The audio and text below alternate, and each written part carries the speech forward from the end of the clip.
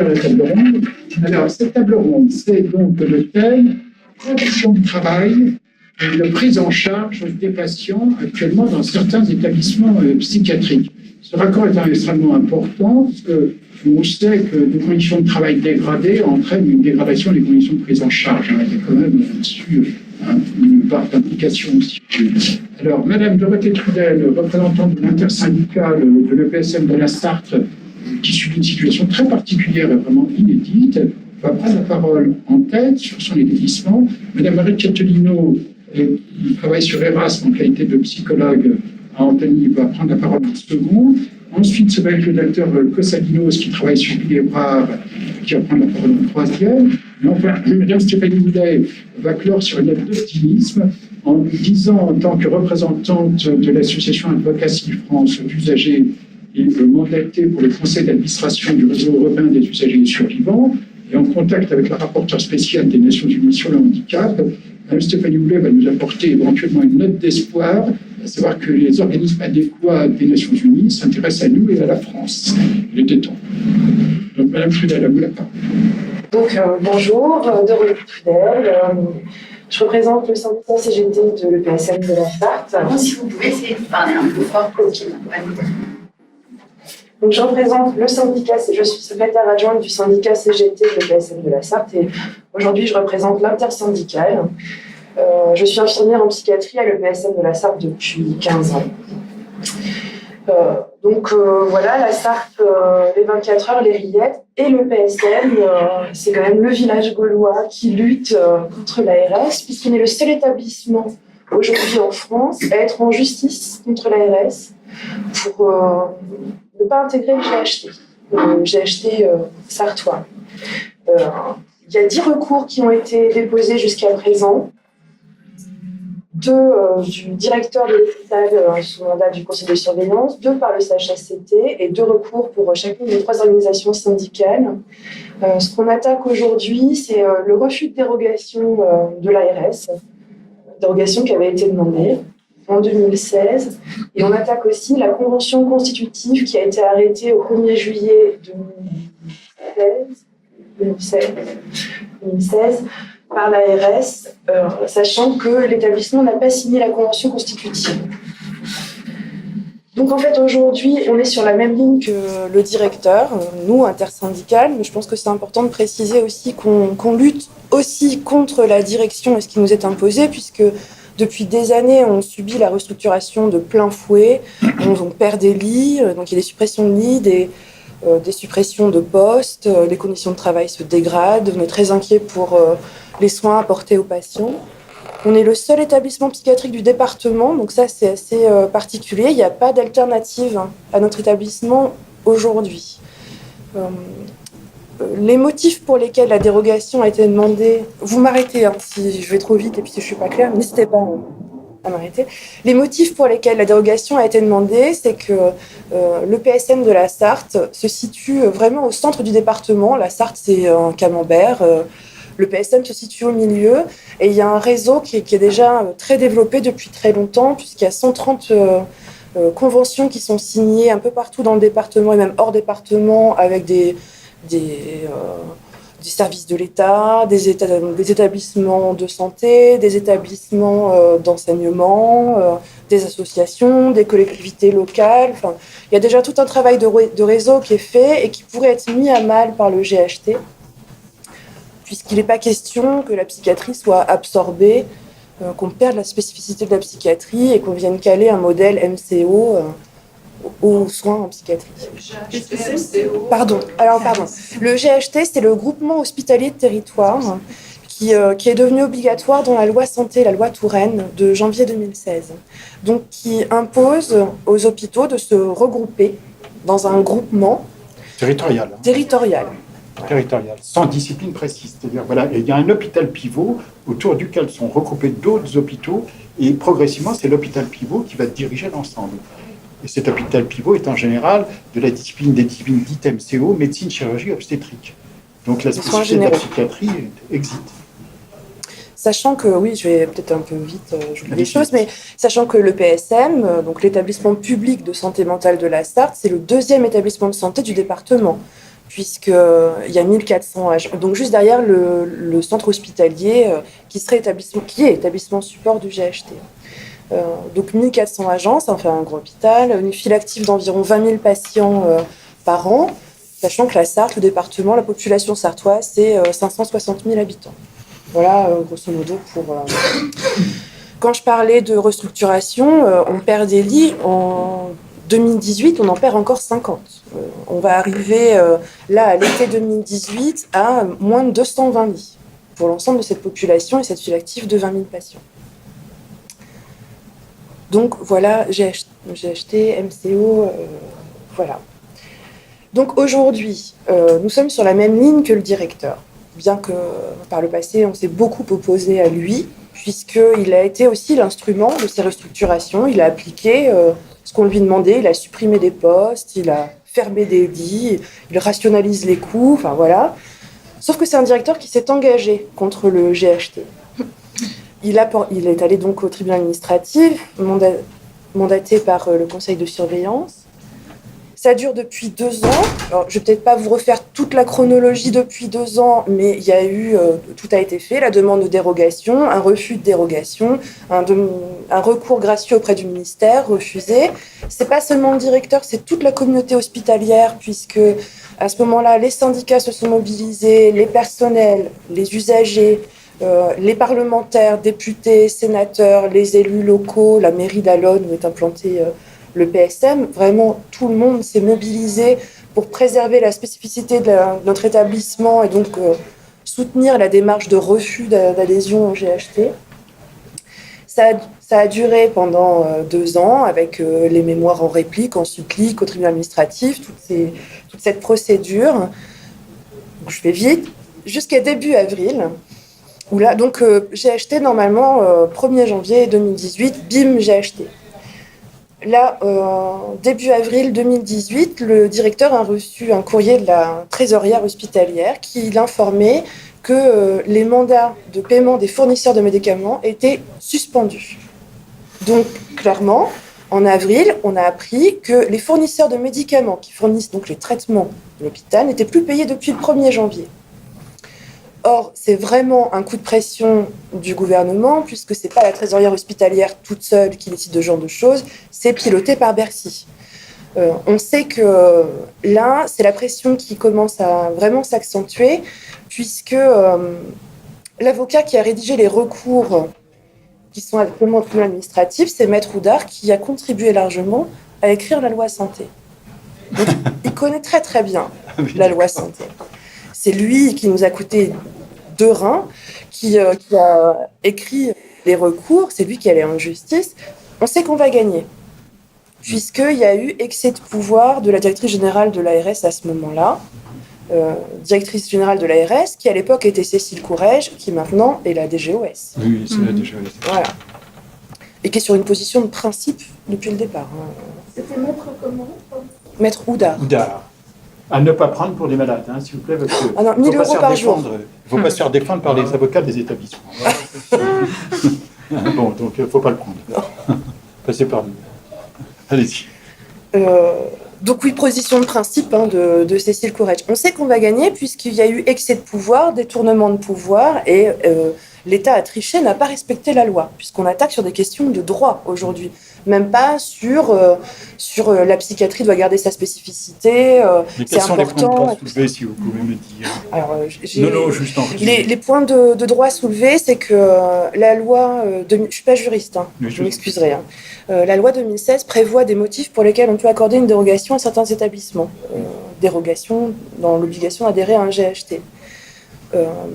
L'établissement public de santé mentale de la Sarthe, par justement le réseau qu'il a développé, par ses actions, par sa taille, par son nombre d'agents, répond à tous les critères qui pourraient permettre l'octroi d'une dérogation.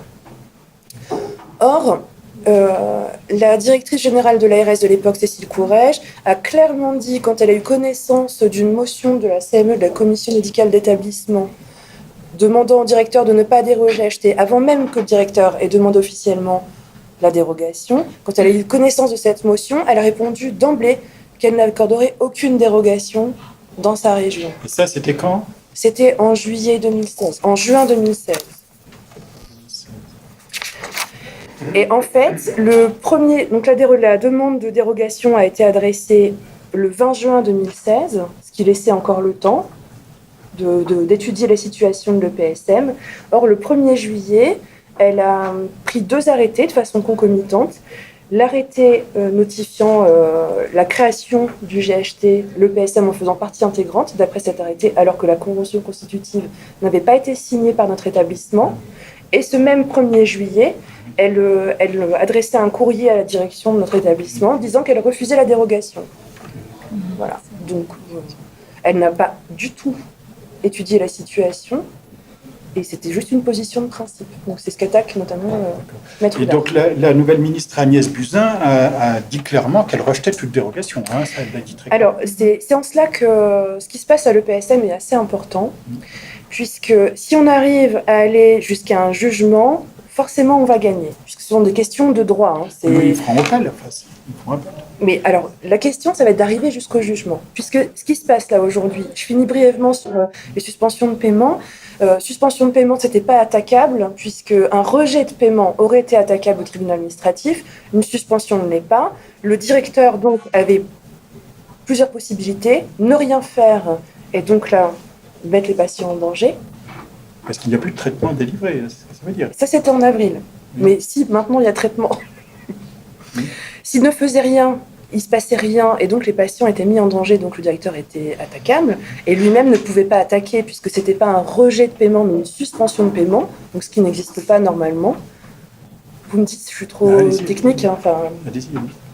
Ou alors il pouvait réquisitionner la trésorière, ce qu'il a décidé de faire, mais sachant que en réquisitionnant la trésorière, il engage ses fonds propres, sa responsabilité, sa famille. C'est ce qu'il a fait. Il a été convoqué fin mai au Centre national de gestion, où là, il a subi d'énormes pressions, qu'il ne peut pas nous révéler de façon officielle, puisque c'est très officieux, mais on sait que notre directeur est vraiment très très menacé, et que dans les jours qui viennent, il risque de sauter. Oui, bien sûr. Donc, c'est-à-dire qu'on parle de révocation de la fonction publique, ou alors on va le pousser à la démission. Alors, sachant que le Centre national de gestion, affecte sur tel établissement les directeurs, mais également les praticiens. Puis après, pour les praticiens, c'est le directeur qui met sur poste. Mais c'est le CNG qui désigne les directeurs de l'établissement, c'est bien ça? Ou qui les désigne, qui les ventile vers les ARS, qui les affecte. Comment ça se passe? Les directeurs d'établissement, maintenant, ne font plus partie de la fonction publique hospitalière, sont des fonctionnaires d'État. Ah d'accord, ok, d'accord. Donc le CNG gère les carrières, tout ça, mais non, ils sont nommés Centre national de gestion. Centre national de gestion. Ils sont fonctionnaires d'État maintenant. Donc ils sont désignés directement au niveau du CNG. Vous donnez, je ne sais pas précisément vous dire. D'accord. C'est ça. C'est ça. C'est eux qui gèrent les carrières. D'accord. Donc votre directeur risque de sauter. Notre directeur risque de sauter dans les jours qui viennent. Donc on parle de révocation ou alors il va être poussé à la démission. Or là. Si notre directeur saute, ça veut dire que l'ARS va nommer un directeur par intérim, qui n'est pas forcément un directeur d'hôpital, ça peut être n'importe qui, donc quelqu'un de l'ARS, un pantin de l'ARS, et l'ARS peut nommer cette personne ça peut être qui elle veut et pour le temps qu'elle veut, et elle n'est pas obligée de publier. Donc là, on sait très bien qu'on aura quelqu'un, le geste sera foutu, qui retirera les recours qui sont au tribunal administratif, et de fait, on entrera dans le GHT. Donc, il peut retirer les recours administratifs, les recours au tribunal administratif déposés par le conseil de surveillance, mais pas par les organisations syndicales. Mais là où on va être coincé, c'est que donc la pression va retomber sur nous. Là, c'est le directeur qui prend toutes les pressions, mais après, ça va être sur les syndicats. Et l'ARS peut nous obliger à dépenser de nouveaux frais de justice en rouvrant les débats, puisque là, l'instruction est close depuis le mois de mai. D'où les coups de pression du gouvernement et de l'ARS en suspendant les paiements. Bon, ils jouent la montre pour que justice ne soit pas rendue. Oui. Mais si l'ARS rouvre le débat et nous oblige à dépenser encore des frais de justice, on ne pourra pas forcément l'assumer. Et il ne faudrait surtout pas qu'on retire nos recours. C'est là où j'en viens.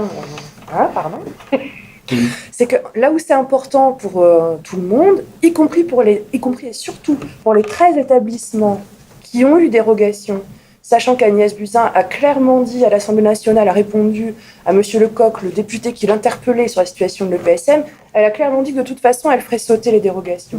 Si on arrive à aller jusqu'en justice, à ce que le jugement soit rendu, on sait qu'on aura gain de cause, puisqu'on est sur du droit et que l'État a triché, n'a pas respecté la loi. Et si on gagne, on crée une jurisprudence sur laquelle tous les établissements qui ont eu dérogation et qui se voient menacés de se retirer leur dérogation pourront s'appuyer pour sortir des GHT. Je vais vous dire, si vous devez rouvrir des frais de procédure, il faut lancer un appel à la solidarité. Il faut lancer un appel à la solidarité. Pour l'instant, on n'y est pas, mais on pense que l'ARS peut faire ça, pour nous mettre des bâtons dans les roues. Mais c'est ce qu'on fera. C'est trop important, c'est pas seulement le PSM du coup qui est concerné, c'est tous les établissements psy qui ont eu dérogation. D'accord. Et donc, en l'état actuel des choses, votre établissement est en grève ou n'est pas en grève? Notre établissement est en grève illimitée depuis des mois, avec des actions de temps en temps. Mais comment vous faites, étant donné qu'il y a un service minimum et que vous êtes réquisitionnable? En fait, on est assigné à nos postes. Oui. Par le préfet Non, par la direction. Par la direction. Oui. Mais on est considéré comme gréviste et les chiffres sont remontés à l'ARS. D'accord, oui.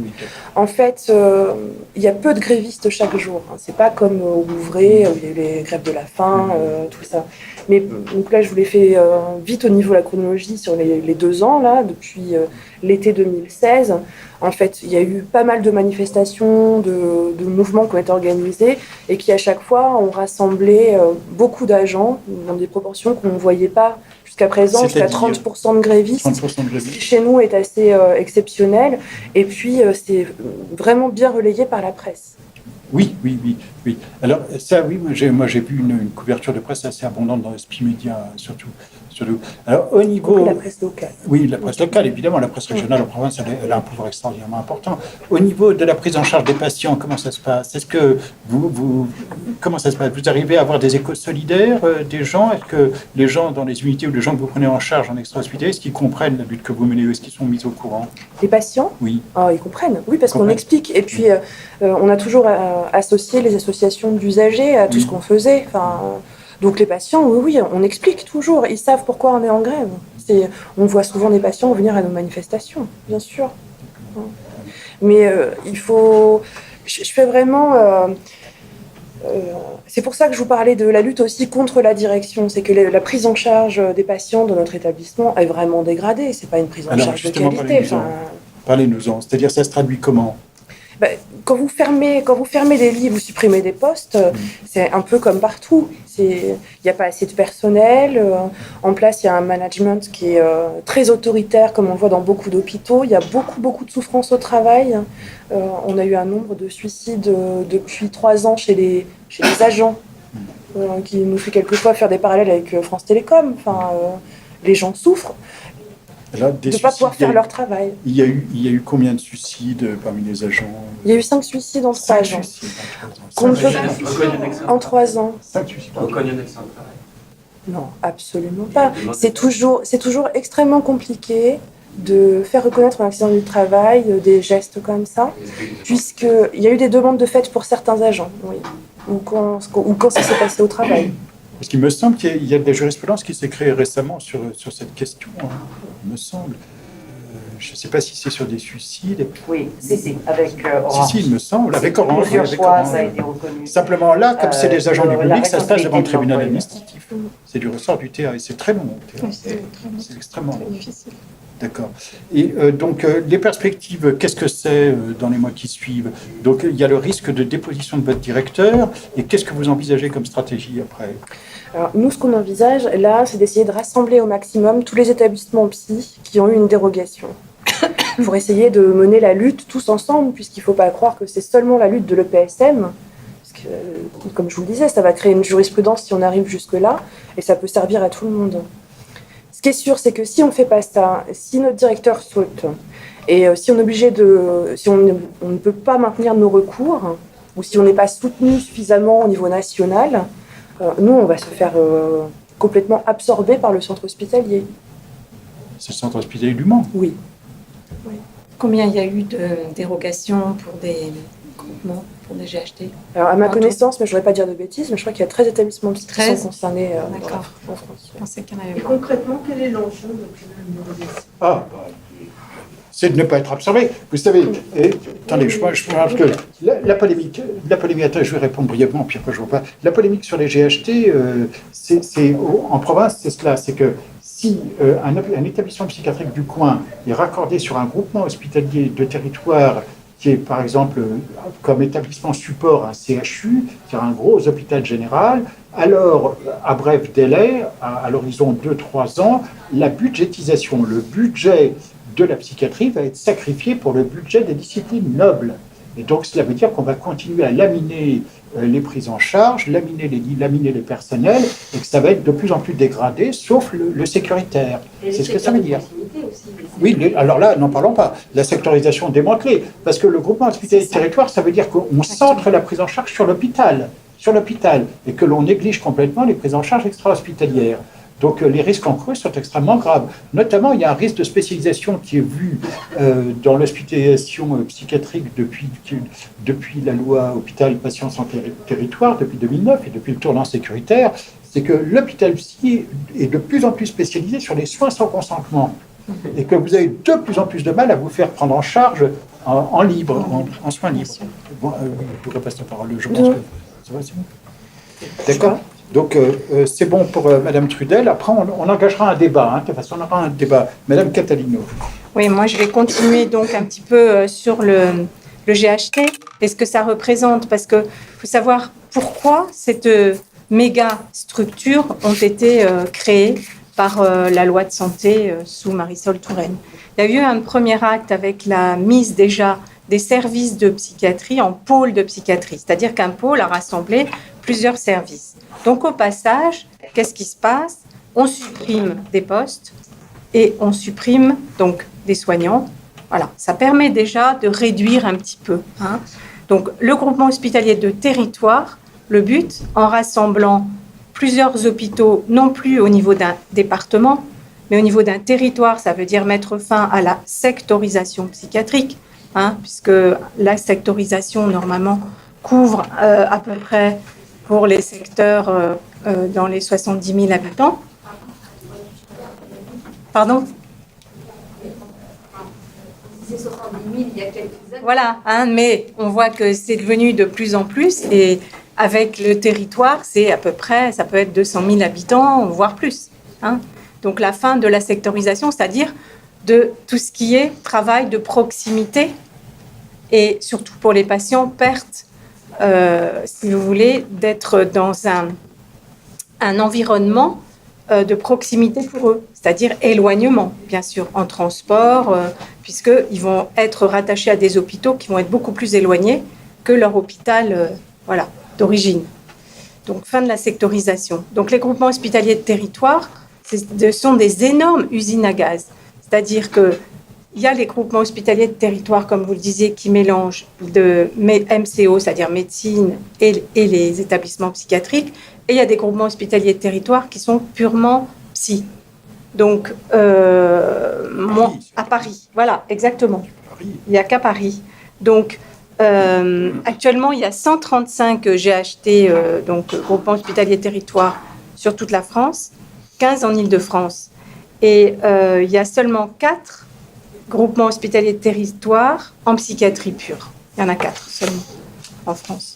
Donc, moi, je suis psychologue et je travaille dans un établissement qui y regroupe donc maintenant en GHT l'établissement Paul Guiraud dans le Val-de-Marne, l'établissement d'Antony dans les Hauts-de-Seine, donc un établissement public de santé psychiatrique, et la Fondation Vallée pour la pédopsychiatrie. Donc voilà, c'est le groupement hospitalier de territoire, mais il faut voir qu'en plus, à partir de 3 établissements, pour le nôtre en tous les cas, ils sont associés obligatoirement, même quand c'est un GHT psy, un CHU. Donc nous, c'est Béclair. Et encore en plus, c'est pour vous montrer le montage en usine à gaz, c'est-à-dire qu'il y a un CHU obligatoire et puis il y a des établissements associés. Donc il y a en plus un autre établissement associé pour nous, c'est le Kremlin-Bicêtre, qui est un établissement là de MCO aussi, comme Béclair d'ailleurs, hein, c'est pas de la psychiatrie.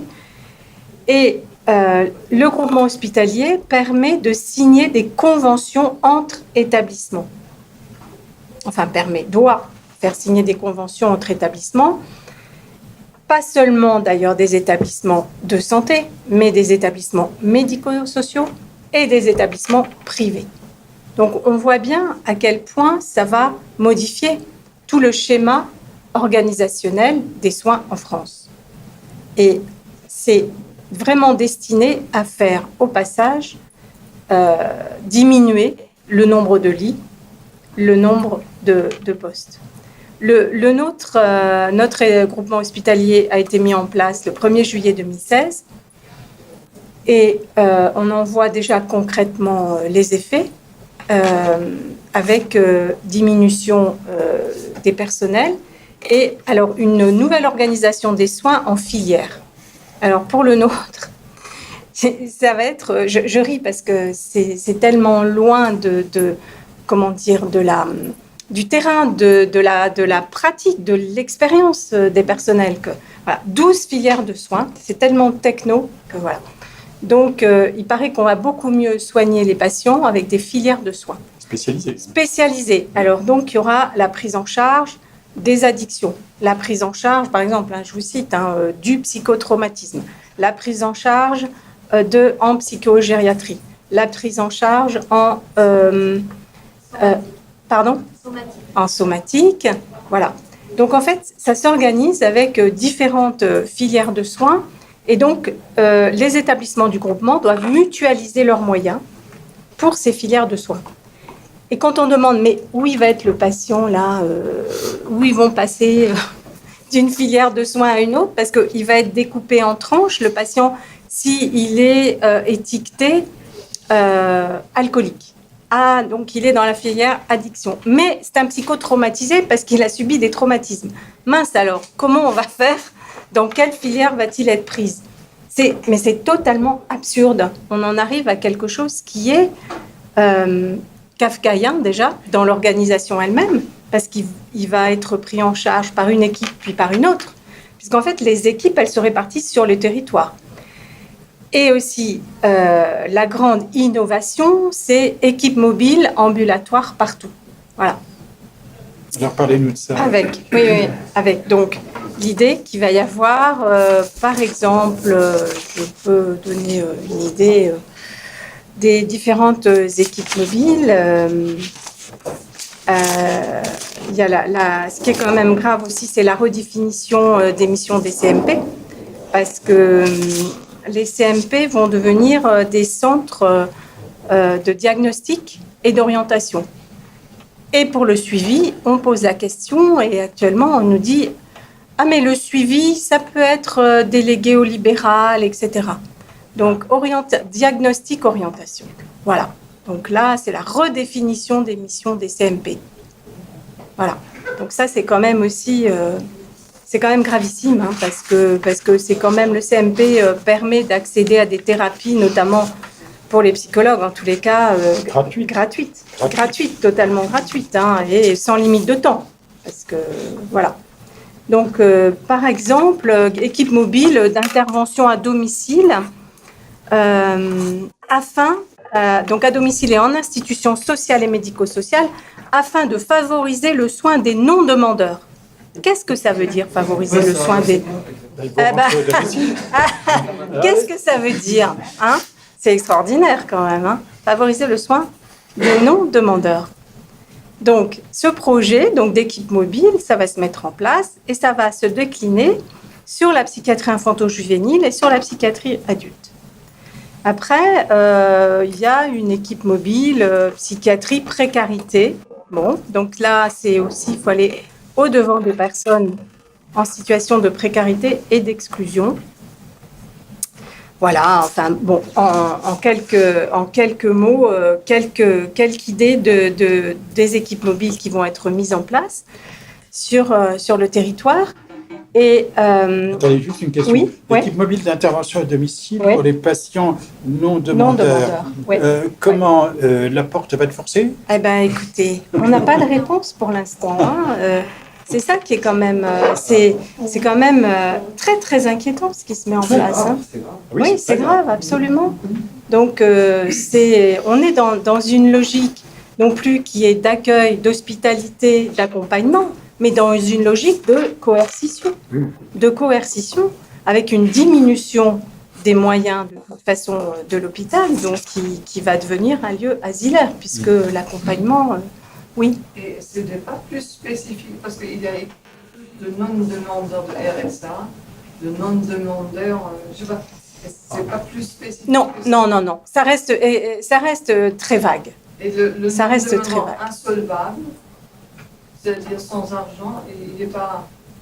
Non, mais ça reste très vague. Ce sont des équipes mobiles qui. Mais Voilà. qui les dessine? C'est l'ARS, c'est la direction? Ah ben, c'est le groupement hospitalier de territoire qui va donc mettre dans ses équipes mobiles un psychiatre, un infirmier, voilà. Et Oui, mais le paiement, qui est-ce qui le paye? Non, c'est la Sécu. c'est pris en charge par l'hôpital. Les équipes mobiles, elles dépendent de l'hôpital. Elles dépendent du GHT. C'est pas en libéral, ça. Hein. C'est dans le public. C'est dans le public. On est dans le public, là. Les GHT, c'est public. Hein.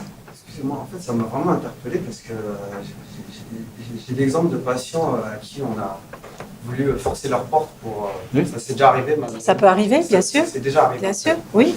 J'ai pas été Ouais, témoin de ça ça directement, mais arrive. j'en ai entendu parler. Ouais. Et justement, je me demande que dans l'hôpital psychiatrique où moi j'ai été soigné à Poissy, et j'ai l'impression qu'il y a beaucoup de gens qui, par exemple, ne sont pas demandeurs et qui se retrouvent à Bien sûr. prendre des soins en fait. Et en fait, je me demande complètement quel est l'intérêt en fait de l'institution à soigner des personnes non demandeuses en fait.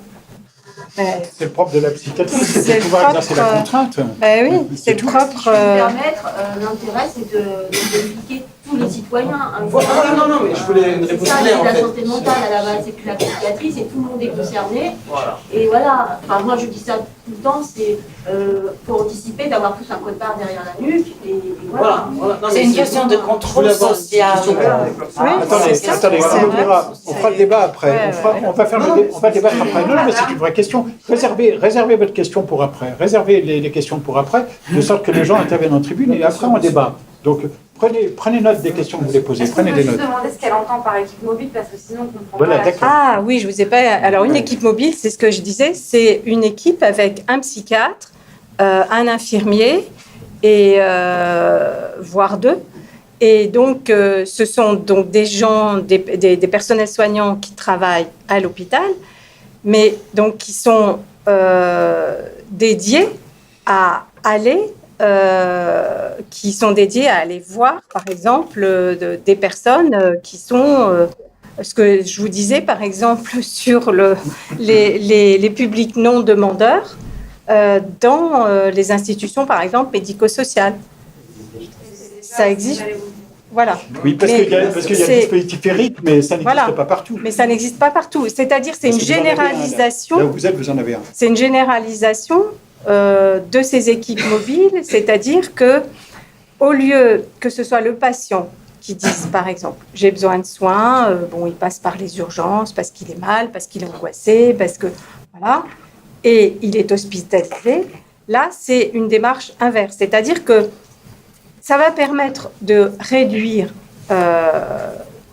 le personnel qui est dans l'intra-hospitalier, c'est-à-dire dans les unités de soins, pour développer ces équipes mobiles. C'est-à-dire que l'idée, c'est déjà qu'on peut résoudre en ambulatoire les problèmes du patient, d'accord ? C'est-à-dire aller le voir et du coup lui donner un traitement.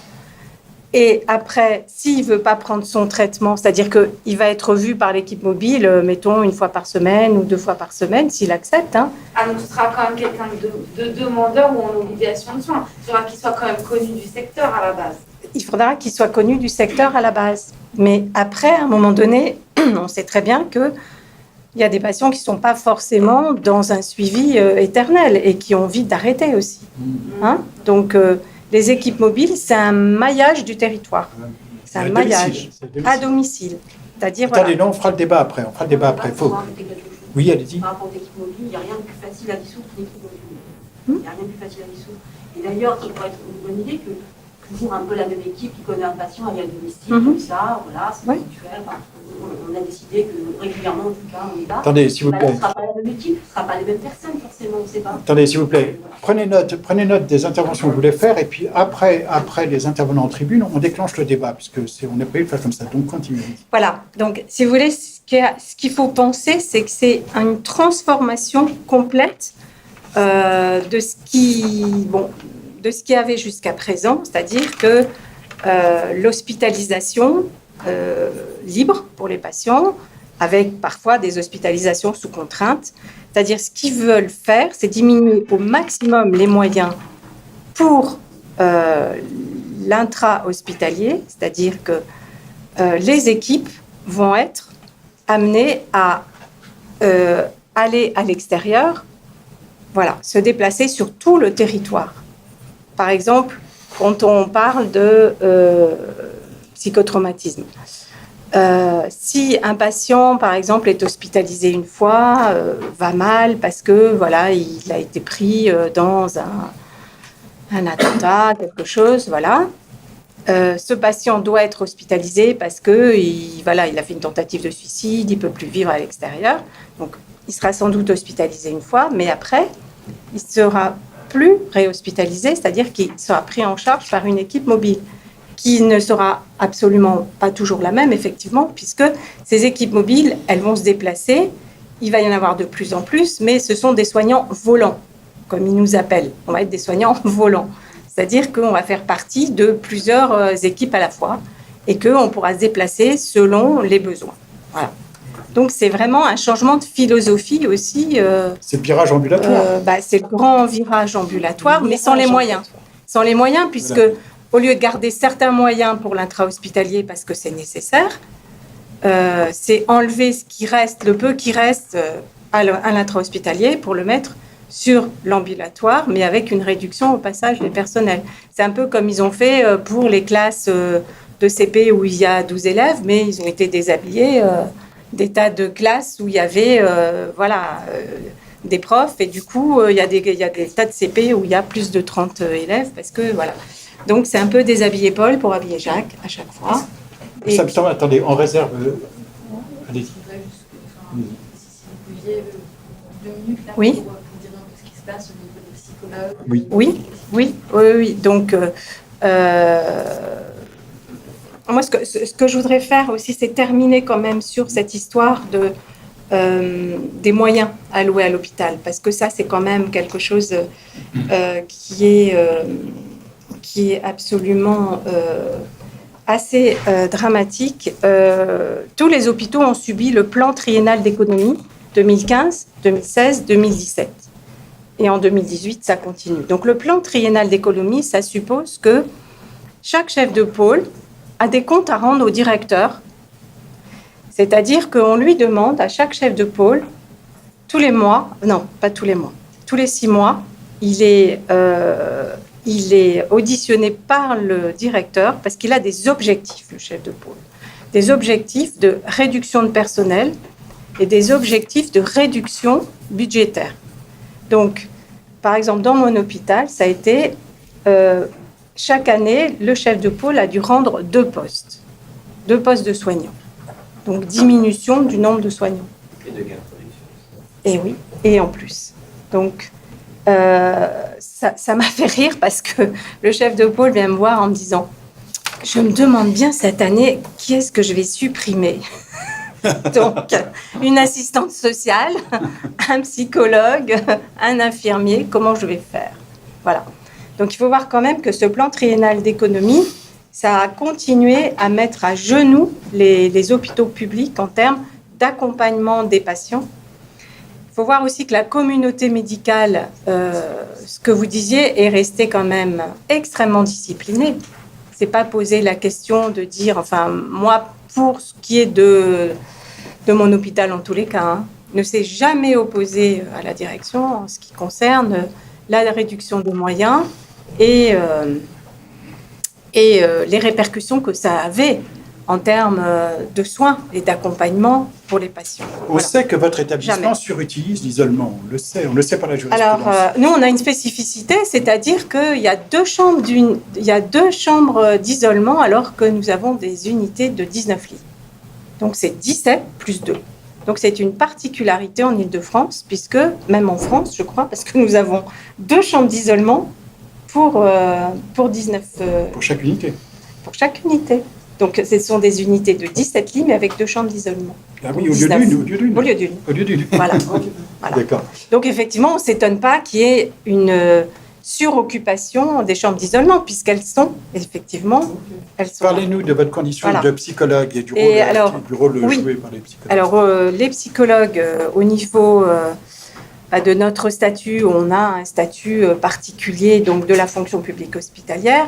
Il faut savoir que donc on est recruté normalement par voie de concours et qu'on est des fonctionnaires. Donc il faut savoir que ce statut est extrêmement mis à mal, mais depuis la nuit des temps, et que le grand sport national des directions et des médecins, c'est quand il y a des postes de titulaires qui partent à la retraite, de les remplacer par des contractuels. CDD si possible. Donc par exemple, dans notre hôpital, on a eu des CDD pendant 10 ans. Vous avez eu un collègue psychologue qui s'est suicidé il y a quelques années. Donc nous, on a été, ce que vous disiez, docteur, dans votre établissement avec finalement la normalisation de la communauté médicale. Et quand vous disiez, finalement, ça m'a fait penser à une chanson, le premier qui dit la vérité, c'est celui qui doit être exécuté. C'est vrai que c'est une chanson. C'est vrai que la violence, elle s'exerce effectivement sur celui qui parle, sur celui qui dévoile. Vous voulez que je la chante ? Voilà, oui, je veux bien. On pourrait. Hein. Super, quand il commence, il ne s'arrête pas. Voilà. Donc, et donc, dans mon hôpital, effectivement, en 2012, il se trouve qu'il y avait une unité d'hospitalisation d'adolescents dans laquelle il y avait une maltraitance vraiment institutionnelle extrêmement grave sur les adolescents de la part de psychiatres, vraiment extrêmement grave. Et donc, j'ai un collègue qui a essayé de dénoncer ça, mais il a laissé sa peau, et que son suicide a été étouffé, mais vraiment étouffé, par la direction. Donc, moi, j'ai voulu porter cette cause au public. J'ai voulu porter cette cause déjà au niveau de la CME, mais alors là, ça a été absolument dramatique. J'étais vraiment... La commission médicale d'établissement, c'est ce qui réunit tous les médecins de l'hôpital. Donc, j'ai été désignée comme le mouton noir. Donc, voilà, il y a eu une maltraitance à ce moment-là généralisée des personnels également. Donc, j'ai essayé de faire remonter ça parce que j'étais appuyée par le syndicat national des psychologues également. Mais, si vous voulez, les interpellations à l'ARS, les interpellations au ministère n'y ont rien fait. Il n'y a qu'un article de presse dans Libération qui, à ce moment-là, comme c'est devenu grand public, fait que le ministère, dans la semaine, m'a appelé avec un représentant de l'ARS pour me dire « Mais que se passe-t-il dans votre hôpital ? Tout va bien puisque ses comptes sont à l'équilibre. » C'est ce qu'on m'a dit. Votre hôpital est exemplaire, ses comptes sont à l'équilibre. Il y avait eu 24 départs d'infirmiers en 2 ans dans cette unité. Plus des démissions, plus de suicides. Voilà. Donc c'est pour vous dire quand même à quel point le verrouillage de l'ARS, du ministère, ce que vous avez très bien décrit, cette espèce d'omerta et cette espèce de... Voilà. J'apporte une précision, voilà. C'est que l'hôpital Erasme d'Antony est l'hôpital où Nicolas Sarkozy a déboulé le 2 décembre 2008 pour faire son discours sécuritaire, appuyé par le maire d'Antony, de Védian, très Sarkozy. Il y avait tout le monde. Il y avait tout le monde. Donc, Madame Catherine était présente. Docteur Costadino, c'est à vous la parole. C'est à moi. Moi, c'est Emmanuel Costadinos, je suis psychiatre et je suis ici au titre de l'Union syndicale de psychiatrie. Je remercie le CRPA pour m'avoir invité. Et donc, j'ai travaillé à Villévrard jusqu'en 95. Et puis, j'y suis retourné en 2011. Et entre les deux, j'ai fait différents périples qui pourraient peut-être intéresser la suite de la discussion. Donc, Madame Trudel et Madame Catalino ont bien expliqué quels sont les enjeux du GHT. Peut-être essayer de récapituler. On voit d'une part l'hospitalocentrisme, puisque toutes les activités et toutes les décisions qui concernent les soins sont recentrées sur l'hôpital et précisément sur un des hôpitaux, l'hôpital Pivot. Attendez, j'ai une précision, Dr. Cotelius. L'hospitalocentrisme, ça veut dire que les soins dont on peut bénéficier en extra-hospitalier sont sacrifiés et tout est rapporté à l'hôpital, c'est ce que ça veut dire. Hein. C'est ça la conséquence finale. C'est ça la conséquence, voilà. C'est ça la conséquence finale. Alors, bien entendu, il y a la perte de budget pour les soins psychiques, hein, qui a été très bien expliqué. Et puis, il y a un autre aspect aussi, c'est que les agents, les acteurs du soin, ils sont déplaçables. Hein, donc, on peut très bien les déplacer d'une unité à l'autre, d'un hôpital à l'autre. Donc, du coup, il n'y a plus aucune continuité des équipes. Hein, et cela a forcément des conséquences sur les prises en charge, puisque un infirmier qui est dans un service pour 24 heures ou pour quelques jours, le temps qu'il s'y habitue ou qu'il apprenne le fonctionnement du service, il est beaucoup moins efficace que, je le dis modestement.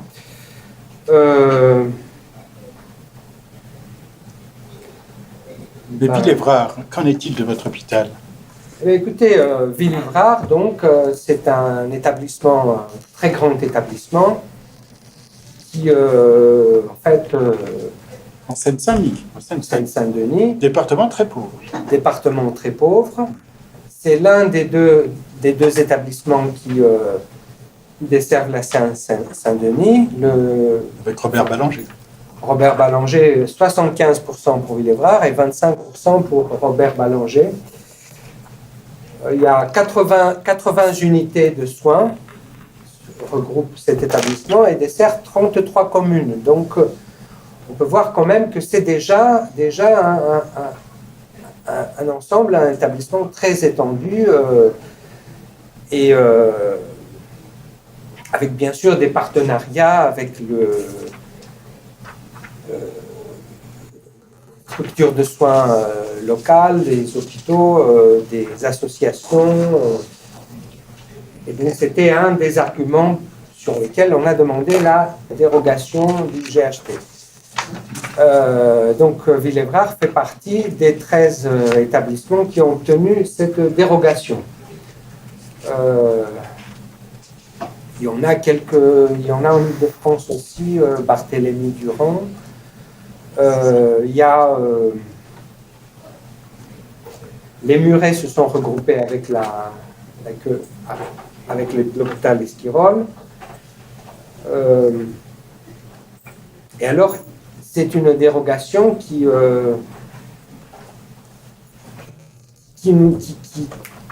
a été annoncée comme étant provisoire. Donc, les autorités politiques de santé y reviennent dessus. Alors, il n'y a pas que la question de la dérogation, hein, parce que Villévrard est face à d'autres situations aussi, d'autres difficultés, des problèmes de financement. Alors, je vous explique un petit peu comment ça se passe. Il y a une explosion démographique hein, dans notre département. Précisez comment est composé votre département. C'est un département c'est un département d'immigrés. Il y a des populations immigrées. Voilà. C'est très cosmopolite. À Seine-Saint-Denis, c'est très cosmopolite. À peu près 40% de la population. Voilà. Et avec des difficultés sociales, des populations qui sont socialement vulnérables, avec plusieurs situation qui nécessite des déploiements de moyens spécifiques et pas que des antennes psychiatrie précarité qui, à mon avis, ne sont qu'en plâtre sur jambe de bois. Sur les 10 années à venir, on estime que la population augmentera de 200 000 habitants en plus. C'est énorme. Alors, avec une étude qui a été menée sur les besoins, en se basant sur les données actuelles et en faisant une projection dans l'avenir, on estime que pour que l'hôpital puisse fonctionner à peu près correctement, on aurait besoin de 56 lits de plus. Alors j'explique que lorsque l'hôpital de Villers-Evrard est de garde, enfin il est de garde tous les jours pour son département, donc au moment de la garde, c'est depuis des années maintenant que il y a plus de lits pour accueillir les patients. Alors, comment on se débrouille? On est obligé de jongler en déplaçant les patients d'un service à l'autre, d'une unité à l'autre. C'est fou. On appelle ça très modestement le problème de tension capacitaire. Et tous les jours, sur la liste mail de l'hôpital, on a des échanges. Déjà, chaque service déclare les lits qu'il peut avoir, vacants, afin qu'on puisse, en cas de besoin, enfin bref, c'est une situation assez difficile. On a donc estimé qu'on aurait besoin de ces 56 lits pour assumer les besoins présents, mais aussi pour prévoir un petit peu dans le futur très proche comment s'en sortir. Alors, on nous octroie 16 lits. 16 lits sur un financement qui n'est pas pérenne, par la création d'une unité dont on ne sait rien, si elle sera rattachée à quel service sera-t-elle rattachée? Est-ce qu'il y aura une équipe dédiée? Je ne pense pas. C'est juste 16 lits comme ça dans un pavillon qui jusque-là a été en déshérence. C'est pas une unité fermée qu'on vous propose? Ce n'est pas une unité fermée, mais c'est une unité... je viens un peu à l'unité fermée aussi. Et puis, il y a une convention avec un établissement privé, la Maison Santé d'Épinay, qui mettrait à disposition de Villers-Evrard une quarantaine de lits sous certaines conditions, sous condition que l'ARS accepte d'augmenter le prix de journée qui est accordé à la Maison de Santé. Bon, est-ce que j'ai besoin d'expliquer davantage? D'une part, il y a une non-réponse aux besoins réels. D'autre part, il y a une privatisation du soin. Il y a une impossibilité d'aller en service libre. À Épinay? Non, là, chez vous. C'est de plus en plus difficile d'aller en service libre. Ah bah, comme on n'a plus de lits. Bon, ben voilà. C'est ça. Oui. Enfin, ça fait depuis des années maintenant en France que le taux des hospitalisations sous contrainte augmente. Et précisément même le taux de ce qu'on appelait autrefois les hospitalisations d'office, aujourd'hui ça s'appelle SDRE, soit à la demande d'un représentant de l'État. Ça va de pair, moins on fait de prévention, moins on fait de services libres, plus on fait d'hospitalisation sous contrainte. Parlez-nous de la sectorisation sur votre établissement. Elle est en péril? Alors, à Villers-Evrard, il y a 16 secteurs de psychiatrie adulte et 3 secteurs de psychiatrie infanto-juvénile. Au moment du passage en pôle, on n'a pu obtenir qu'un secteur égale un pôle. Donc les secteurs se maintiennent.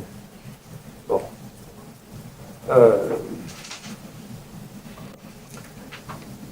Maintenant, de fait, elle est mise en péril puisque les patients qui sont hospitalisés, quand ils sont hospitalisés, il n'y a aucune garantie qu'ils seront accueillis dans leur service de rattachement, dans leur secteur de rattachement, puisque on hospitalise là où on peut trouver des places libres.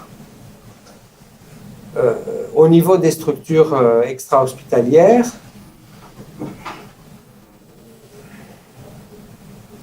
puisque les moyens sont en train de diminuer. En fait, qu'est-ce que j'appelle diminution de moyens? J'appelle que l'augmentation du budget, car il y en a une,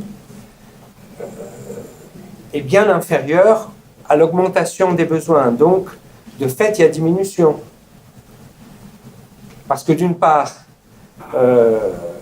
les besoins en soins de la population augmentent pour diverses raisons. D'autre part, les prix augmentent. Et puis aussi, la masse salariale augmente du fait du vieillissement des effectifs, que ce soit les effectifs infirmiers, médicaux ou paramédicaux. Donc, de fait, il y a une diminution. Mais vous avez eu par exemple un centre d'accueil de crise, je crois que c'est Aubervilliers, dont on a réduit l'amplitude horaire. C'est ça, parlez-nous-en. Oui, tout à fait.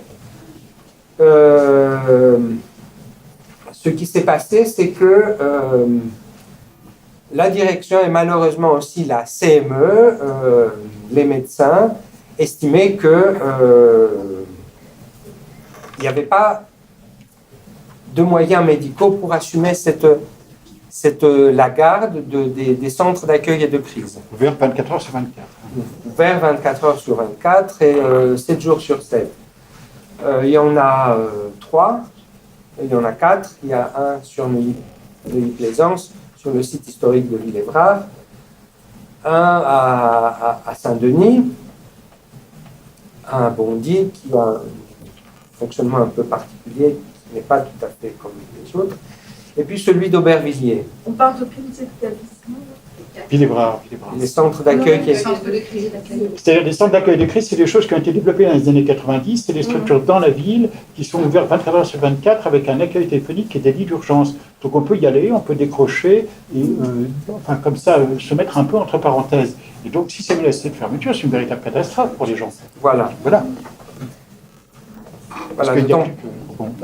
D'autant plus que le département est géographiquement très étendu. Et si on doit tout centraliser sur... Avec des populations très vulnérables, des addictions en quantité, des trafics énormes, il y a énormément de trafic de drogue, énormément de délinquance, il y a des populations très vulnérables dans votre département. Voilà. Donc il faut maintenir les centres d'accueil et de crise. L'argument comme quoi il n'y a pas assez de médecins pour assumer les gardes, c'est une demi-vérité. Parce que, en fait, finalement, on a réussi à obtenir que, suite à des mobilisations, on a réussi à obtenir que le CAC de Saint-Denis il reste ouvert 7 jours sur 7 et 24 heures sur 24, et celui d'Aubervilliers 7 jours sur 7 jusqu'à 19 heures. Ce qui est déjà, c'est une victoire par rapport à ceux qui s'annonçaient, parce que à partir du moment où il n'y a plus de fonctionnement continu, l'étape suivante, c'est la fermeture. Et c'est un peu, c'est un peu ce qui menace toutes les structures. On dit qu'on allège, qu'on externalise, qu'on fait des unités volantes, des équipes mobiles et tout ça, mais à partir du moment où on n'a pas d'équipe constituée, où on n'a pas un financement pérenne, où on n'a pas quelque chose qui est inscrit dans l'organigramme de l'établissement, ces unités peuvent disparaître du jour au lendemain sans coup férir, sans que personne ait donné des comptes à personne. Alors pour revenir un petit peu sur les équipes mobiles, parce que j'ai fait une parenthèse entre 1995 et 2010, où j'ai travaillé un peu en France, dans d'autres pays, j'ai été en Belgique, en Grèce. Ce qui est décrit comme équipe mobile, c'est un pervertissement total du concept tel qu'il a été au départ pensé. Parce que les équipes mobiles, c'est un concept qui a été pensé pour apporter des services dans des territoires géographiques, dans des régions avec une grande dispersion de la population, que ce soit une dispersion comment dirais-je, continentale ou insulaire. Par exemple, vous avez les pays scandinaves, qui sont des pays à très faible densité de population, où il y a d'énormes territoires avec des dispersions. Moi, j'ai travaillé en Grèce. On a le problème de l'insularité. Et où donc, il fallait constituer une équipe pour couvrir un territoire insulaire où il ne pouvait pas y avoir un établissement de soins pour chaque petite île. Mais alors, c'était une équipe qui avait des locaux, qui avait un siège, qui était inscrite dans un organigramme, et qui se déplaçait d'une île à l'autre, qui faisait des consultations dans des locaux qui étaient dédiés à cela, qui n'étaient pas des locaux qui appartenaient à l'unité, mais qui étaient des locaux, comment dirais-je, prêtés soit par des associations, soit par des mairies, soit par d'autres... Oui, mais vous ne violiez pas le domicile privé des gens. Absolument pas. Voilà, tandis qu'en France, on le fait. Voilà. Il est arrivé qu'on ait rendu visite à des personnes dans leur domicile, mais c'était extrêmement exceptionnel. Donc, ça démontre bien ce qui se passe par les gouvernances en France. Il y a un pervertissement de tout. Et tout ce qu'ils nous racontent, c'est faux. Moi, je pars de ce principe-là. C'est-à-dire que c'est pas compliqué. La loi de 2011, modifiée de 2013, a légalisé l'intervention en soins sans consentement à domicile. C'est vraiment pas compliqué. On doit passer plus. Stéphanie, à vous la parole. Donc, j'ai préparé, bonjour, j'ai préparé une petite diaporama pour vous. Bonjour tout le monde. Je remercie le CRPA de m'avoir invité à intervenir sur un autre sujet un peu, peut-être effectivement plus d'espoir pour nous tous, surtout après ce qu'on a entendu là. Je m'appelle Stéphanie Boulet, avec mon petit accent, je vous dis tout de suite que je suis d'origine américaine, mais j'ai vécu la plupart de ma vie maintenant en France. Et c'était en France où j'ai été hospitalisée sans mon consentement, dans des conditions absolument atroces, qui ont fait que j'ai voulu essayer d'améliorer les choses et essayer de faire en sorte que personne ne subit le même sort que moi. J'ai été hospitalisée d'ailleurs sans mon consentement dans 3 pays différents. Les États-Unis d'abord, la France et ensuite la Grèce. Donc j'ai une certaine expérience internationale de la chose. Je me suis engagée d'abord en France avec France Dépression, que j'ai présidée pendant 10 ans à l'époque, une association spécifiquement dédiée aux personnes avec des troubles de l'humeur. Ensuite, j'ai été membre de Advocacy France, une association plutôt orientée vers les droits des patients, depuis sa création en 1997. Mais je me suis impliquée plus récemment après, donc chez Advocacy France, en devenant membre du conseil d'administration, chargée des affaires internationales et européennes. Et par la suite, je suis devenue membre du conseil d'administration de Santé Mentale Europe, une ONG à Bruxelles qui s'occupe de rassembler dans une fédération hybride non seulement quelques associations d'usagers, comme on les appelle, mais aussi des soignants éclairés, des structures et vraiment beaucoup sur la base de la Convention relative aux droits des personnes handicapées de l'ONU, la CDPH, dont je vais vous en parler un petit peu. J'ai été membre du conseil d'administration pendant 2 mandats, c'est-à-dire 6 ans, avant très récemment de partir de cette fonction, puisqu'il y a une limite de 2 mandats au sein de cette fédération. Et entre-temps, j'ai connu l'INUSP, qui est le réseau européen des usagers, ex-usagers et survivants de la psychiatrie, qui est une fédération européenne qui existe depuis... 91. Même avant 91, il y avait des personnes qui se sont réunies ensemble dès les années même 70, qui se sont réunies autour de cette idée que nous pouvons nous-mêmes nous organiser. La spécificité de l'INUSP, d'ailleurs, c'est que c'est la seule ONG européenne exclusivement composée de usagers, ex-usagers et survivants de la psychiatrie.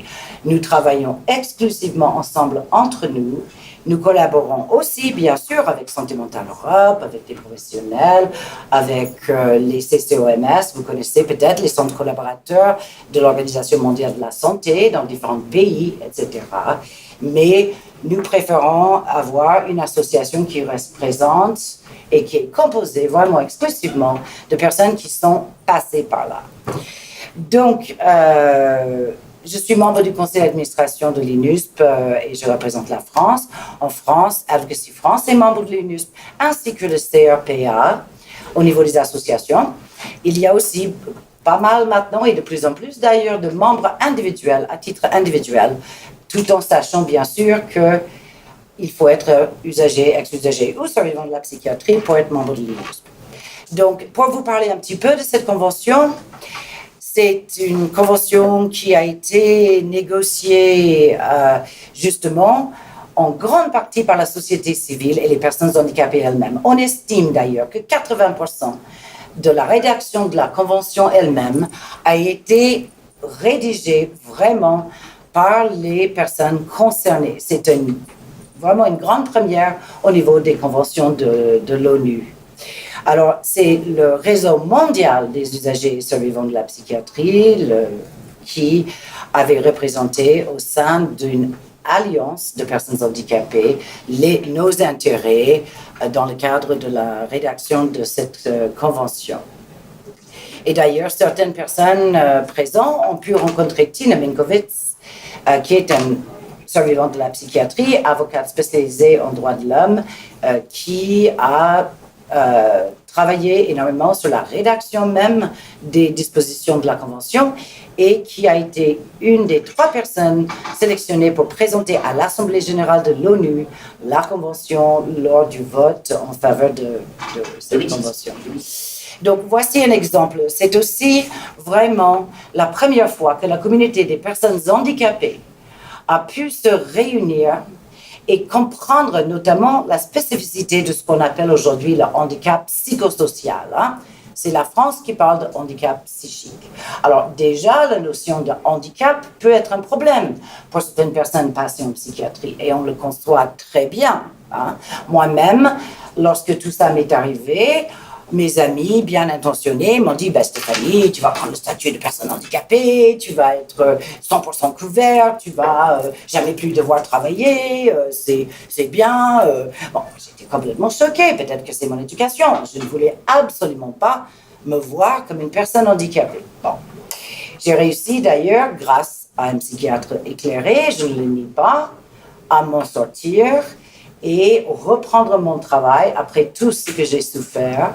Et aujourd'hui, j'ai une deuxième vie comme traductrice, interprète de conférences et je gagne ma vie très bien, ce qui me permet aussi de avoir cette activité de militante et bénévole. Mais ce qui était vraiment intéressant, c'est que les autres personnes handicapées ont bien compris les choses, comme vous voyez ici, avec la citation de cette lettre lors des négociations de la Convention de Ida, qui parlait de la situation des personnes handicapées psychosociales spécifiquement. Alors, nous travaillons, comme je vous ai dit, avec Santé Mentale Europe, Mental Health Europe, qui est un très grand appui, et aussi avec le Forum européen des personnes handicapées. L'intérêt de cette convention est qu'elle protège toute personne. Il ne s'agit pas d'avoir un statut officiel, coterep ou autre, ou ex-coterep, pour bénéficier de ces dispositions en application de la convention de l'ONU. Alors, justement, cette convention a été ratifiée par la France en 2010, ainsi que son protocole facultatif. La différence entre les deux, c'est que le protocole facultatif, qui n'est pas forcément ratifié par tous les pays, est un protocole qui vous permet vous-même, sans avoir épuisé les recours au niveau national, de faire une plainte, de déposer votre pétition auprès de l'ONU par rapport à toute violation des droits de l'homme qui a lieu en France. Une enquête sera menée.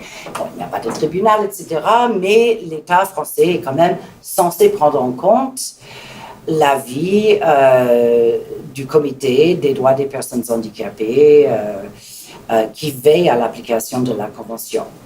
Une chose qu'on dit aussi par rapport à cette Convention, que c'est la première fois que autant de garde-fous ont été mis en place pour assurer sa mise en œuvre dans les différents pays, avec, comme vous voyez, dans chaque pays, un mécanisme censé être indépendant pour le suivi de son application, qui est en France le défenseur des droits, qui doit travailler en coopération. Peut-être que vous connaissez la CNCDH et la le CNCPH.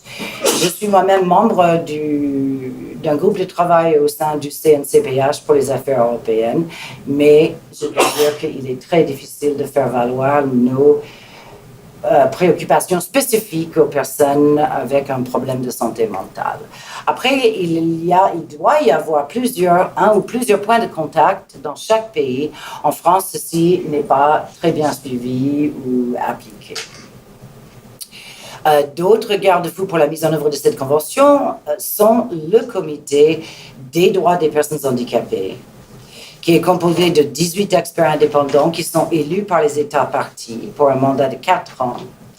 La France n'a jamais eu d'experts au sein de ce comité. Il faut dire quand même que c'est un petit peu politique par rapport à la désignation de ces experts dans les différentes organismes censés s'occuper de l'application des différentes conventions et traités de l'ONU. Et c'est peut-être pour cela, mais j'espère qu'à l'avenir, il y aura quand même un membre du comité des droits des personnes handicapées qui sera français et qui pourra peut-être faire rayonner cette convention beaucoup plus en France. Ensuite, il y a une conférence des États parties, c'est-à-dire tous les signataires de cette convention se réunissent une fois par an à New York. La réunion sera tantôt à la fin du mois de juin. Malheureusement, pour y assister, nous n'avons pas les moyens. Il y a des personnes handicapées physiques français qui vont s'y rendre, notamment DPI Europe, que vous connaissez peut-être, Disabled Persons International. C'est Jean-Luc Simon, qui est quand même très sympathisant à notre cause, qui assistera à cette réunion fin juin à New York.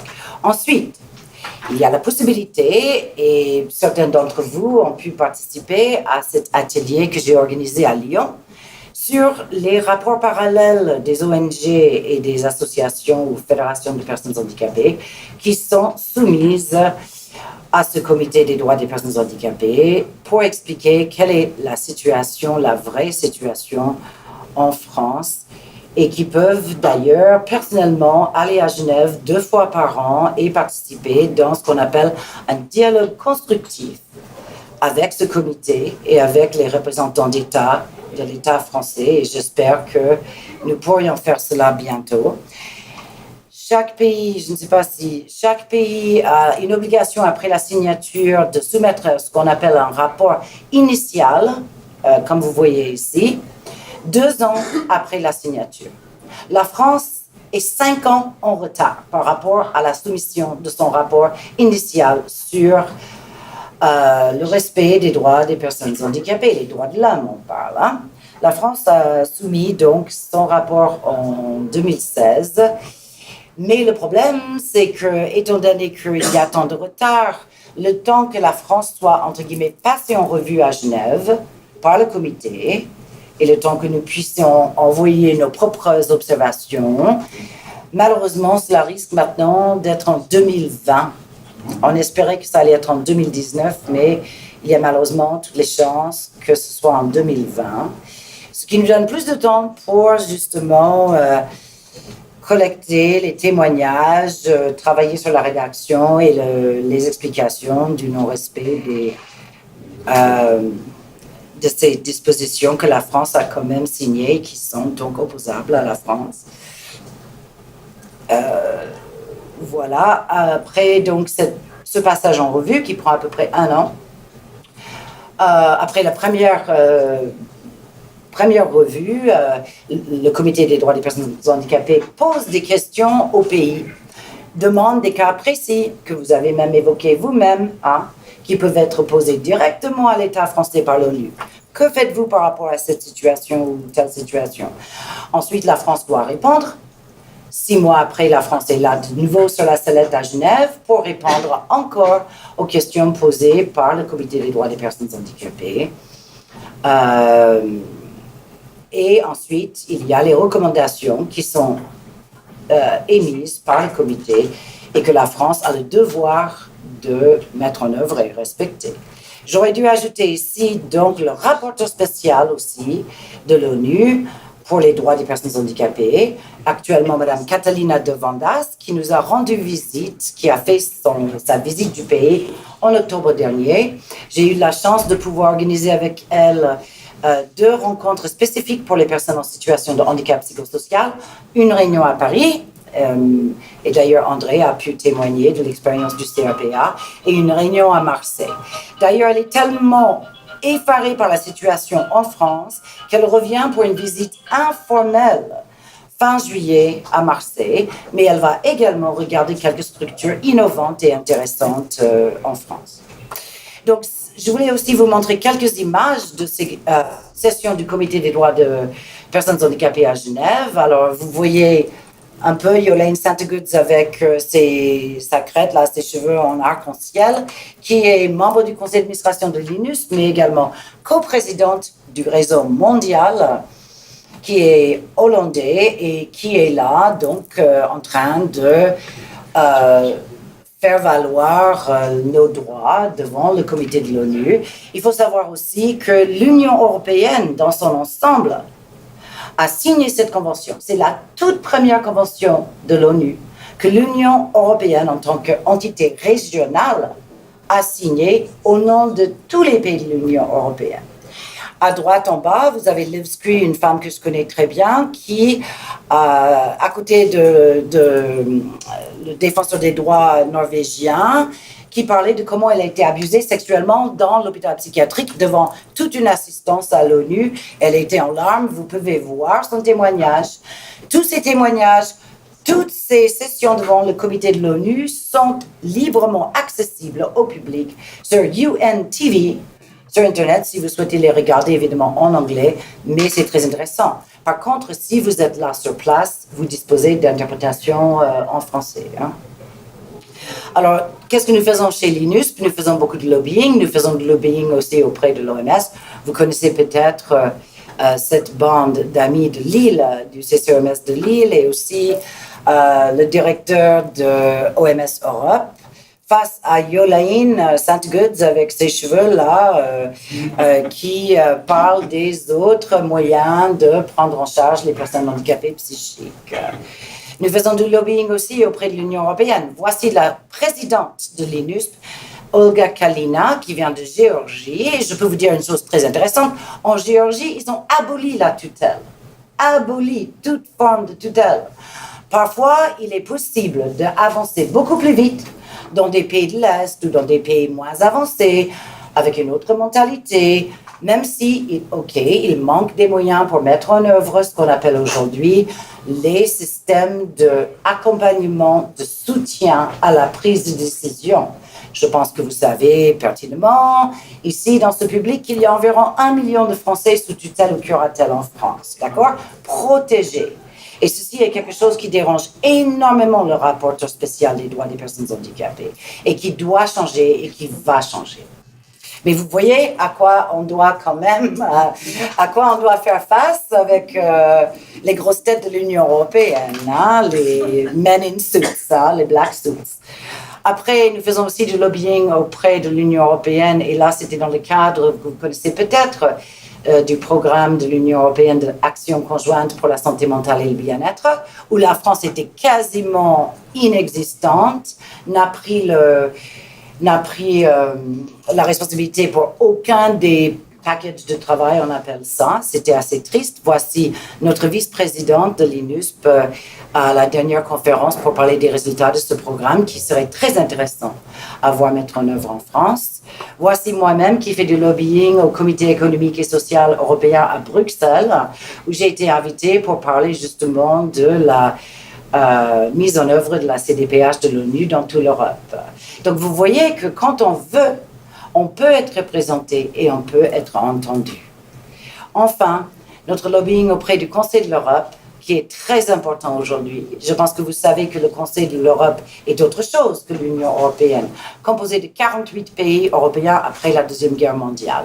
Aujourd'hui, ce Conseil de l'Europe, avec son siège à Strasbourg, veut faire passer un projet de protocole additionnel à la Convention de Oviedo, que vous connaissez peut-être, sur les droits de l'homme et la biomédecine, qui serait pour la protection des droits de l'homme et de la dignité des personnes atteintes de troubles mentaux en matière de placement involontaire et de traitement involontaire.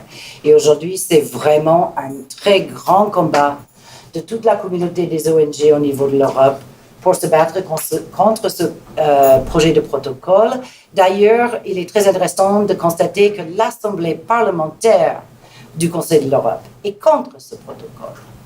Que l'État du Portugal a dit qu'ils ne vont pas voter en faveur de ce protocole. Malheureusement, ce sont les ministres des Affaires étrangères qui votent en Assemblée générale.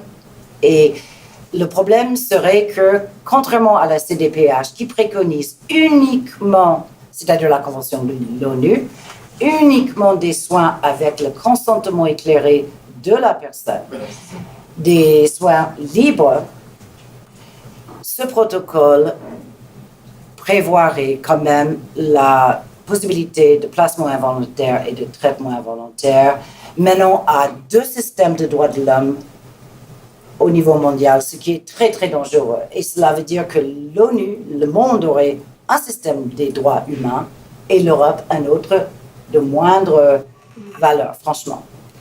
Alors voici au niveau, je rentre dans quelques détails par rapport à cette convention CDPH de l'ONU sur les articles qui nous intéressent le plus. L'article 12 sur la reconnaissance de la personnalité juridique, autrement dit la capacité juridique et le droit à chacun de disposer de sa vie et de faire ses choix. L'article 12, la liberté et la sécurité de la personne. 14, pardon. Et l'article 15, le droit de ne pas être soumis à la torture ni à des peines ou traitements cruels, inhumains, dégradants. Et ceux qui sont passés par les soins sans consentement, l'hospitalisation sans consentement, savent de quoi je parle. Enfin. Bon. Comme je vous ai expliqué, le comité de l'ONU, des droits des personnes handicapées de l'ONU, émet des observations générales. Et voici ce que ce comité a dit. Je vous laisse, vous le voyez, ce qu'elle a dit par rapport à l'article 12. Donc, en vertu de l'article 12, une incapacité mentale réelle ou supposée ne saurait justifier le déni de la capacité juridique et donc le droit de décider de ses soins ou de son hospitalisation. Et encore plus loin par rapport à l'article 14, le comité a déclaré à plusieurs reprises que les États doivent abroger des dispositions permettant l'hospitalisation sous contrainte des personnes handicapées dans des institutions psychiatriques en raison d'un handicap réel ou perçu. De surcroît, l'hospitalisation sans consentement entraîne le déni de la capacité juridique de la personne de décider de ses propres soins, son traitement et de son admission ou non à l'hôpital ou à une autre institution. Voilà. Donc, vous voyez que l'ONU est quand même très ouverte par rapport aux principes qui intéressent le plus les survivants de la psychiatrie. Pourrais-tu faire un point sur la mobilisation du comité des droits des personnes handicapées par rapport à la France? Oui, je vais le faire. Donc, voici aussi ce que le comité dit par rapport au droit de faire ses propres choix. Alors, ce qui est intéressant, c'est qu'on dit souvent que les personnes handicapées psychiques vont prendre trop de risques, qui sont un danger pour eux-mêmes ou pour les autres.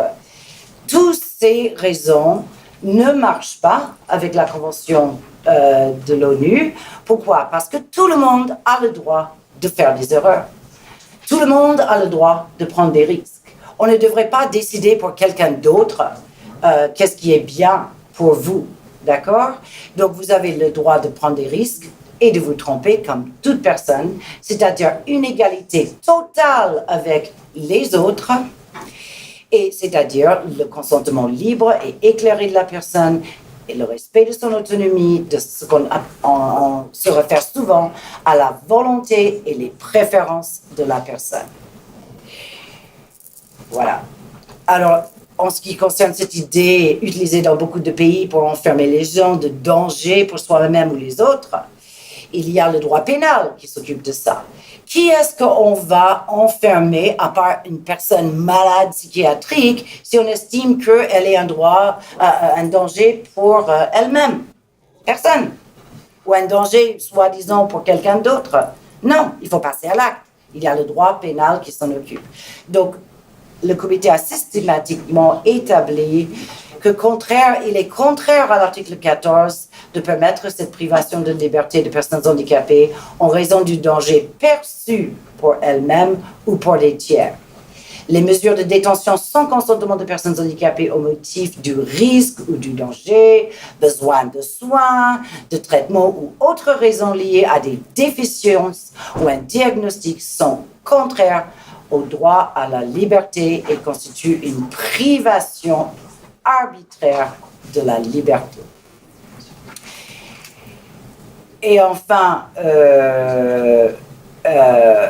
on continue comme ça. En ce qui concerne, j'ai encore d'autres, je ne veux pas prendre trop de temps, j'ai encore d'autres aspects très intéressants au niveau de ce que l'ONU préconise par rapport aux politiques, par rapport aux violations. Et enfin, un mot quand même sur l'aspect des programmes de soins. Vous savez, en France, où les personnes sont contraintes à domicile. Et nous avons plusieurs membres, même de l'INUSP en France, qui doivent attendre tous les soirs qu'une infirmière vient chez eux pour leur donner leurs petits médicaments, qui ne peuvent pas sortir le soir, sauf exceptionnellement. Quel gaspillage de l'argent, n'est-ce pas, quand il y a d'autres moyens, d'autres façons de faire. Sans parler de ceux qui sont obligés d'aller tous les mois pour faire leur piqûre au retard de neuroleptiques, et s'ils ne viennent pas, ils vont être ce qu'on appelle les infirmiers eux-mêmes ou les assistantes sociales, un enlèvement. On procède à l'enlèvement de la personne. Bon. Justement, en ce qui concerne ces pratiques en dehors des murs, le recours à des ordonnances de traitement en milieu communautaire, c'est-à-dire dans la cité, un traitement ambulatoire obligatoire, même lorsque dispensé dans la communauté, constitue une violation du droit à la liberté et à la sécurité de la personne, puisque ces mesures imposent un traitement sous la menace de la détention en cas de refus. Et on le sait pertinemment.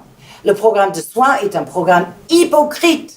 Pourquoi on va infantiliser les patients comme ça?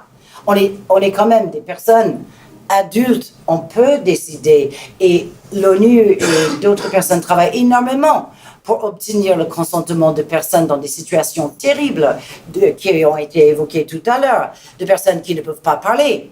Par exemple, il est possible de pouvoir trouver des moyens d'obtenir leur consentement ou leur compréhension de la situation. Et ceci va être de plus en plus important avec la population de personnes âgées, avec l'Alzheimer et la démence aussi, qui sont des aspects liés à nos problèmes. Donc, voici quelques alternatives. Et c'est là où il faut vraiment travailler ensemble, mes amis, sur les alternatives. Alors, comme vous voyez, nous sommes pour des équipes d'intervention mobiles, mais pas pour ceux qui sont des non-demandeurs. OK? À la limite, des personnes en crise qui ont des problèmes ne veulent pas forcément aller à l'hôpital. Vous croyez que l'hôpital est le meilleur endroit pour être accueilli? Je peux vous dire que non. Et les services d'urgence non plus. Somatiques peuvent être traumatisants pour une personne qui est en crise psychique. Hein? Le fait de pouvoir téléphoner, avoir des psychologues, des médecins, des infirmiers, des pères justement, des pères aidants, des personnes comme nous qui sont passés par là, qui peuvent se déplacer à la demande au domicile pour ce qu'on appelle la désescalade, pour calmer le jeu, pour aider les personnes, peut vraiment éviter des hospitalisations, tout comme les centres d'accueil et de crise. Il y a également cette importance de la formation des personnes par rapport à cette convention. Cette convention est malheureusement relativement peu connue en France encore. Pratiquement pas. Vous connaissez peut-être les directives anticipées aussi, qui sont légales en France, mais qui sont peu utilisées encore, un petit peu par ceux qui sont en fin de vie ou qui risquent d'avoir des problèmes et qui vont donner des directives anticipées. En psychiatrie, ça peut être très intéressant de dire, voilà, je vais très bien maintenant, mais si j'ai une crise, voilà où je veux aller, avec qui je veux être, comment je veux être soigné, quelle est ma volonté, voici mes préférences et que cela soit respecté. En Allemagne, c'est même opposable devant le tribunal, ce genre de directive anticipée. Excusez-moi, je vais vous dire aussi en Norvège, il existe déjà ce type d'intervention. Tout à fait. Tout à fait. Et, ok, on finit. Alors, il y a d'autres styles de programmes comme le dialogue ouvert, dont vous avez peut-être entendu parler, les conférences de groupe familiales, les maisons de répit, comme il existe maintenant pour la première fois à Marseille avec le COFOR là-bas. Alors, là, j'avais quelques informations sur la visite que nous a fait Kathleen de Vandas, mais elle parle justement du problème en France de personnes handicapées qui sont des objets de soins et non pas des sujets de droit. Elle pense vraiment que la France doit modifier sa politique. Voici encore ce qu'elle a dit par rapport à la nécessité pour la France de revoir et transformer son système en profondeur et prendre en compte ces principes de la CDPH. Hein. Alors, si vous êtes intéressé par de plus en plus d'informations sur la Convention et sur comment vous impliquer, j'espère, avec notre communauté de personnes de tous les bords, de plusieurs associations d'usagers en France, de radicaux libres qui ne font pas partie d'une association, et vous souhaiteriez participer à la rédaction de ce qu'on appelle ce Shadow Report, un rapport alternatif, n'hésitez pas à m'en parler et je serai vraiment ravi de vous en parler plus amplement par rapport à cette transformation de la société dans son ensemble dont parle le rapporteur spécial. Et enfin, une dernière image à Bruxelles avec l'INUSP où on parle de comment l'unité fait la force entre nous. Voilà. Merci Stéphanie.